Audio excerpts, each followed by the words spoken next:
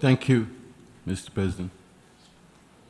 Mr. President, I've asked for the floor to explain Pakistan's vote on the draft resolution contained in document A/ES10/L30/Rev1, submitted by the United Arab Emirates on behalf of the co-sponsors. Pakistan fully supports the draft resolution. We did not co-sponsor the draft at the request of the State of Palestine in order to be able to respond to adverse moves against this draft. Mr. President, it is clear that we are meeting in the shadows of the gravest crimes committed and the gravest violations of the principles of the UN Charter since the Holocaust during the Second World War. The distinguished representative of Palestine has described more eloquently than I could of the slaughter and devastation that has been visited on Gaza by an outlaw Israeli regime. Israel has refused the calls by this Assembly, by the Security Council, and even by its patrons and friends to halt the massacre of innocents and accept an immediate ceasefire. The Israeli leadership has reneged on negotiated deals for a ceasefire. It has now initiated its assault on Rafah, which the UN Secretary General has rightly warned, and I quote, would be a strategic mistake, a political calamity, and a humanitarian nightmare, unquote. Indeed, there will come a day when Israel will be held accountable for the crimes that it is committing in Palestine, especially in Gaza today.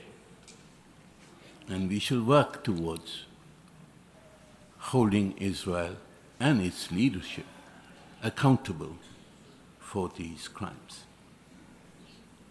Yet what we have heard today are insults hurled at the United Nations, at this Assembly, at its member states. This is the arrogance of the aggressor.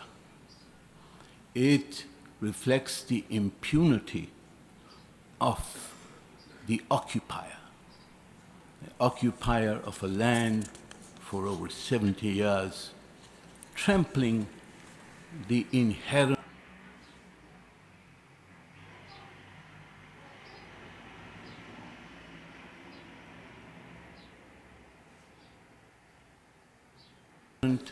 and charter-given right of the Palestinian people to self-determination.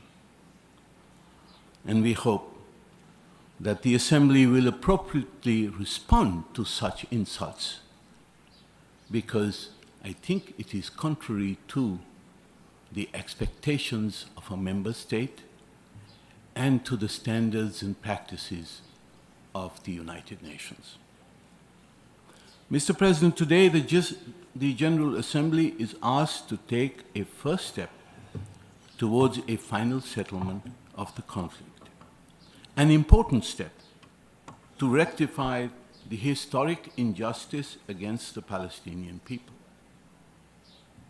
It was as a result of this Assembly's vote in 1947 that Palestine was partitioned between Israel and a Palestinian state.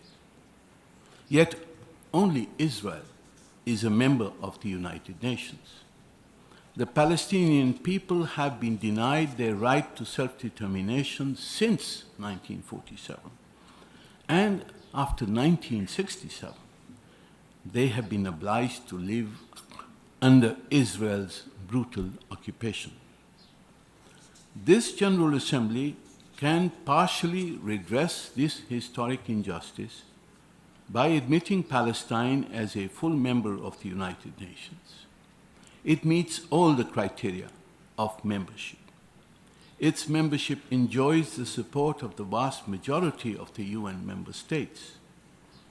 It is regrettable, therefore, that Palestine's membership has been blocked in 2011 and again 2 weeks ago by the negative vote of one permanent member of the Security Council.